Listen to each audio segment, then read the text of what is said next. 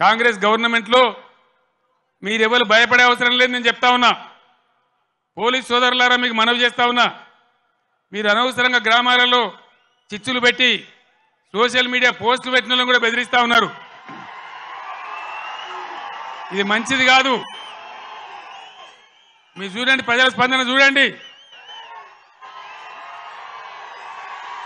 నేను అడుగుతా ఉన్నా మీకు పోలీసులకు రాజకీయాలు ఎందుకండి ఏమక్కర్నే మీకు రాజకీయాలు ఇలా ఎవరికి అధికారం శాశ్వతం మేము 10 ఏళ్ళు ఉన్నాం ప్రభుత్వంలో మా మీద కూడా కొన్ని కుక్కలు మొరిగినా కానీ ఏమని పాపాన పడిపోతాడన్నాం కానీ మేము ఈ దౌర్జన్యాలు చేయలే మేము ఉన్ననాడు కనుక పోలీసులు ఇయ్యేలా చేసే దౌర్జన్యాలు పోలీసుతో చేయిస్తే ఈ కాంగ్రెస్ వాడు ఒక్కడు మిగులునా అసలు ఈ రాష్ట్రంలో మేము అటుపోలే ఆ దారి పట్టలే మేము ప్రజల సంక్షేమం కోసం పనిచేసినాం 24 గంటల కరెంటు కోసం పనిచేసినాం పేద ప్రజల ఆకలి తీర్చాలని పనిచేసినాం ముసలి మురిగ వాళ్లకు 2000 రూపాయల పెన్షన్ ఇచ్చి ఆదుకున్నాం ఎంత చెప్పినామో అంత అమలు చేసి చూపించినాం ఒకటో అరణో తప్పితే అన్నిటికన్నీ అమలు చేసినాం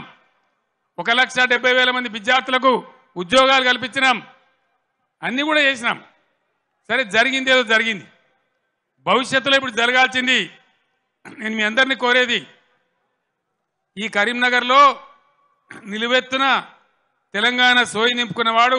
మన వినోద్ కుమార్ క్లీన్ క్యారెక్టర్ అన్న వ్యక్తి మన వినోద్ కుమార్